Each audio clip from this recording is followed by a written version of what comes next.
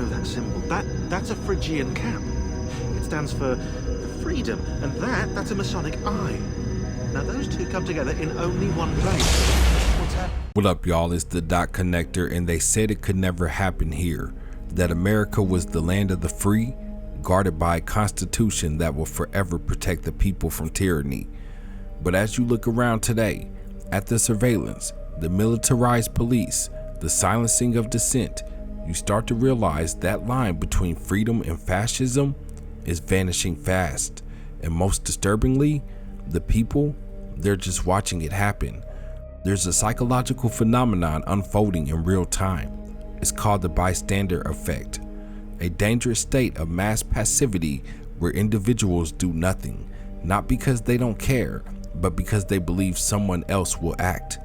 And while everyone waits for someone else to rise, no one does. The results?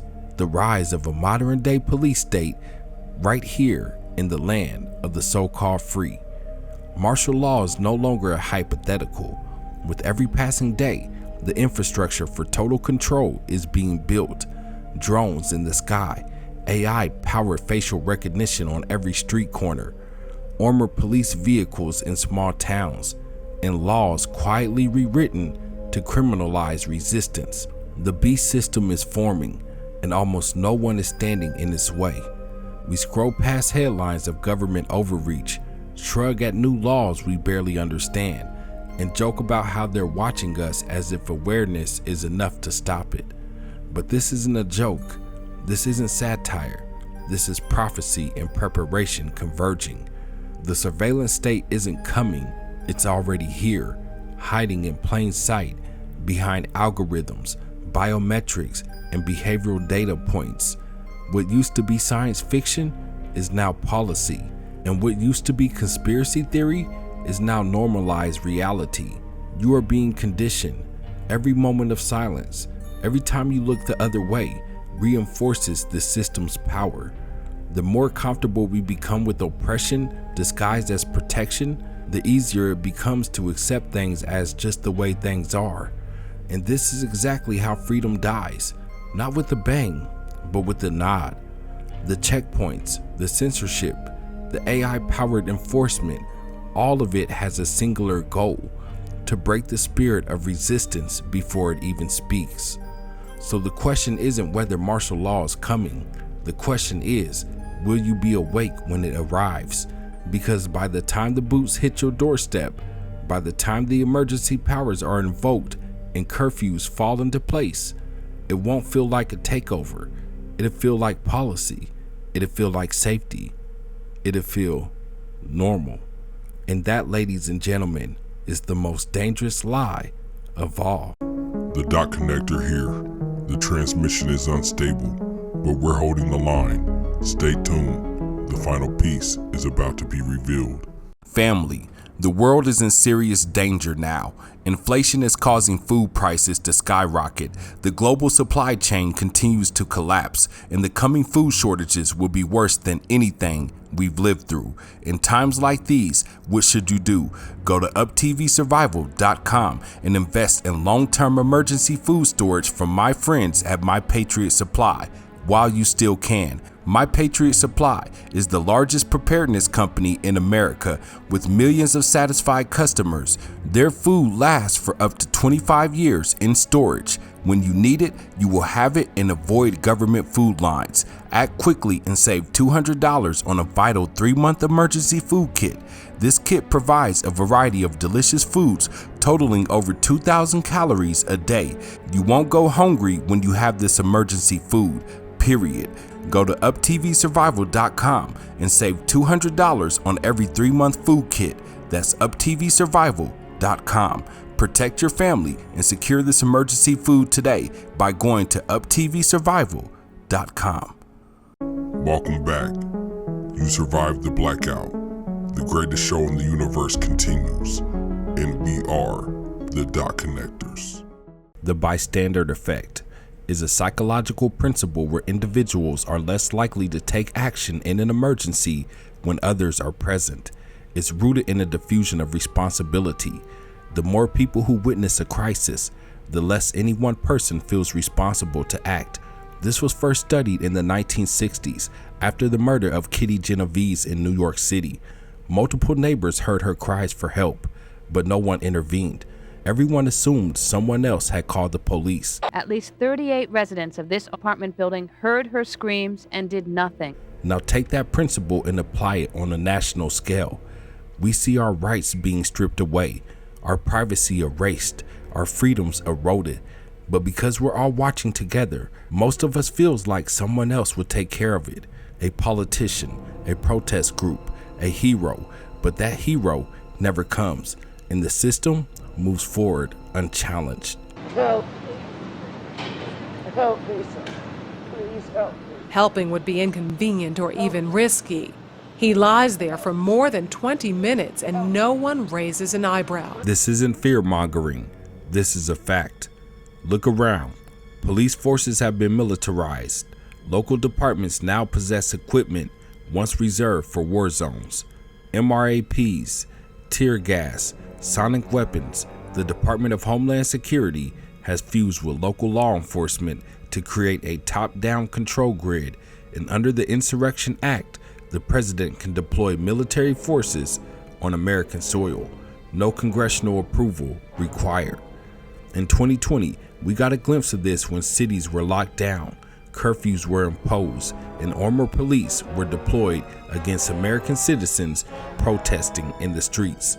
That was just a test run. What happens when the next emergency hits? They're already rewriting the playbook. Digital IDs, health passports, emergency powers. The infrastructure for martial law isn't coming. It's here. All it needs now is the right crisis. You've been conditioned to accept this. Shows like 24 and Homeland made you root for torture and surveillance. Headlines tell you freedom is dangerous and safety requires submission. School lockdown drills teach children that being locked in like prisoners is for their own good. You are being trained, little by little, to view totalitarianism as normal, to see drones as security, to see lockdowns as safety, to see government overreach as necessary. This is not just psychological warfare, it's spiritual warfare. And as the fear increases, so does your compliance. The Bible warned us about this. Revelation speaks of a beast system, a network of total surveillance and control that no one could escape. In today's world, the beast is digital. It watches you through your phone, your smart TV, your social media, your bank account. Everything is tracked. Every word is logged. Every movement recorded. With AI now writing laws, scanning crowds, and managing data, you are not living in freedom. You're living in a simulation of freedom, a cage with invisible bars. They call it smart technology, but it's really spiritual slavery. Martial law won't come in the way Hollywood shows it. There won't be tanks in the streets, at least not at first.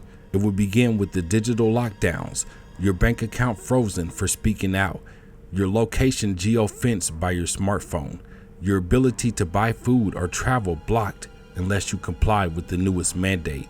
And when chaos hits, whether manufactured or real, it will be used as the excuse. People will beg for order. They'll trade freedom for safety, and the government will oblige with total control. No warrant needed, no trial, no rights, only rule by force. Ask yourself this: when was the last time your constitutional rights truly protected you? Free speech canceled, surveillance legalized, gun rights under constant attack, due process trampled by emergency powers. And where are the protests? Where is the outrage? The Constitution is being dismantled, one piece at a time, and the masses are too distracted, too divided, too dependent to resist because of the bystander effect, because too many people are waiting for someone else to do something. The time for waiting is over. The system will not collapse on its own. The Antichrist spirit will not go away because we ignored, and the beast system will not stop building itself unless we, the people of God, take a stand. That doesn't mean violence. That means truth. Expose the lies, reject the control, Prepare your spirit, your mind, and your home, because the day is coming when standing still will no longer be an option, when silence will be complicity, and God is calling his remnant, his watchmen, to sound the alarm before it's too late. In Ezekiel chapter 33 verse 6, the word is clear. But if the watchman sees the sword coming and does not blow the trumpet to warn the people, and the sword comes and takes someone's life, that person's life will be taken because of their sin. But I will hold the watchmen accountable for their blood. That means if you know the truth and refuse to speak, their destruction is on your hands. God didn't call us to be spectators. He called us to be sentries on the wall. Some might say, well, Christ is returning soon. This is all meant to happen. And yes, prophecy is unfolding, but that is no excuse for idleness. In fact, the Bible commands us to occupy until he comes, to shine light in the darkness, to push back against the flood. In Ecclesiastes chapter 3 verse 1 and in chapter 3 verse 8, it says, to everything there is a season, a time for war and a time for peace. And right now we are in a spiritual war, not with bullets, but with boldness, not with fist, but with faith.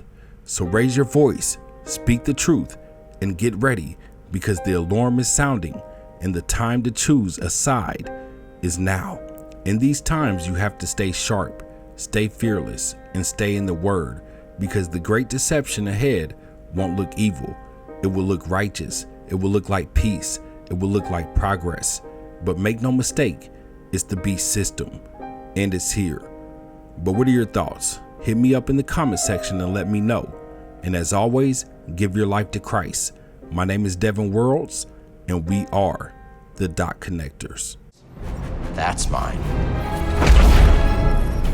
Stop the Jedi!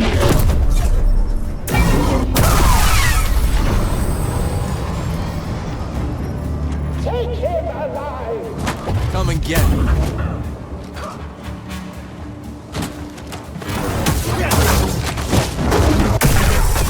Dead or alive, just get him! That all you got, Senator? Come on out. We'll talk. Kill the assassin! Get him! I did it! This was not the plan! Reinforcements, now! Let's get him! I'll get you! Yes! I'll get you!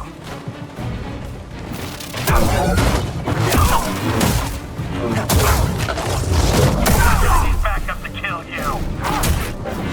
Yeah!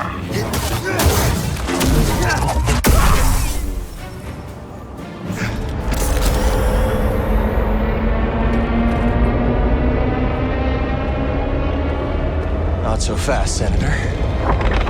Hit it, BD. Now he comes to us. He's coming a little hot. Oh, really hot! Hold on!